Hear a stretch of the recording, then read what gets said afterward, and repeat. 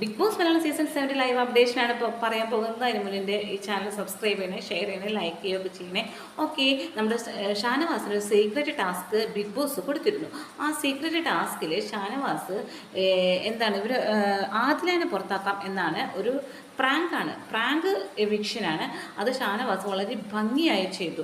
പക്ഷെ ആ എവിക്ഷൻ ഒരാളുടെ സഹായത്തോടു കൂടി ചെയ്യാമെന്ന് പറഞ്ഞു. പ്രാങ്ക് ആണെന്ന് ഒരാളെ അറിയിച്ച് ചെയ്യാം, ബാക്കിയുള്ളവരെ കൊണ്ട് 6 വോട്ട് ചെയ്യിക്കണം ആദിലെ പുറത്താക്കാൻ എന്നും പറഞ്ഞ് ഷാനവാസ് അത് ദൗത്യം ഏറ്റെടുത്തു. അങ്ങനെ അക്ബറിനെ തിരഞ്ഞെടുക്കാൻ എന്താണ് കാര്യം? ഒരാളുടെ അടുത്ത് മാത്രം പറയാം എന്ന് പറയുന്നുണ്ട്. അത് അക്ബറിനെയാണ് തിരഞ്ഞെടുത്തത്.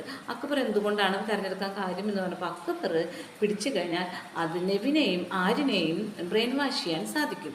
അപ്പം അങ്ങനെ ഇവർ 3 പേരുടെ വോട്ട് കിട്ടും. പിന്നെ ഞാൻ മുഖാന്തരം ആരുടെ സാബുമാൻ്റെയും അതുപോലെ തന്നെ ലക്ഷ്മിയുടെ വോട്ട് കിട്ടും. അപ്പം അങ്ങനെ 3 3 6ആയി, ഷാനവാസും കൂടിയിട്ട് 6 പേരുടെ വോട്ട് എനിക്ക് അങ്ങനെ നേടാൻ സാധിക്കും. അതുകൊണ്ടാണ് അക്ബറിനെ ചൂസ് ചെയ്തതെന്ന് പറയുന്നുണ്ട്. അപ്പം നെവിനോട് ചോദിക്കുന്നുണ്ട് സീക്രട്ട് ടാസ്ക് എങ്ങനെ ഉണ്ടായിരുന്നു. നെവിൻ പറയുന്നത് എനിക്കിഷ്ടമായി, ആര് പോയാലും എനിക്ക് കുഴപ്പമില്ല, അതിലെ പോയാലും ഇഷ്ടമായി, നോൺ വെജ് പിറ്റേ ദിവസം കിട്ടുമെന്ന് അറിഞ്ഞപ്പോൾ എനിക്ക് സന്തോഷമായി ലാലേട്ടാ എന്ന് പറയുന്നുണ്ട്. അപ്പോൾ അതിലോട് ചോദിക്കുന്നുണ്ട് എന്താണ് വളരെ ദേഷ്യപ്പെട്ട് പോയത്. അത് ഞാൻ ഷെയ്ക്കൻ്റെ കൊടുക്കാൻ ഷാനവാസിൻ്റെ അടുത്ത് പോയപ്പോൾ ഷാനവാസ് എനിക്ക് തന്നില്ല. അപ്പോൾ ഞാൻ ഒച്ചയിട്ടു, ആ വിഷമം കൊണ്ടാണ് ഞാൻ ഒച്ചയിട്ടത് എന്ന് പറയുന്നുണ്ട്.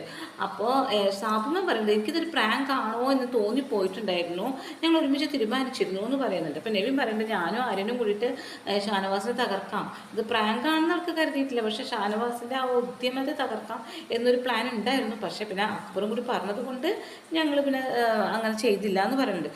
അപ്പം നെവിനോട് ചോദിക്കുന്നില്ല അപ്പം നിങ്ങൾക്ക് ആര് പോയാലും സന്തോഷം തന്നെയാണോ എന്ന് ലാലേട്ടൻ ചോദിക്കുന്നുണ്ട്. അപ്പം നെവിൻ പറയുന്നുണ്ട് ചിലർ പോകുമ്പോൾ വിഷമമുണ്ട് സാർ ലാലേട്ട എന്നൊക്കെ പറയുന്നുണ്ട്. അപ്പോൾ ലാൽ സാർ അവസാനമായി ഇങ്ങനെയാണ് പറഞ്ഞിരിക്കുന്നത്, ഇതൊരു ഗെയിമാണ്, സർക്കസ് കൂടാരമല്ല എന്ന് പറഞ്ഞ് ചിരിച്ചിട്ടാണ് നിർത്തുന്നത്. Okay, thank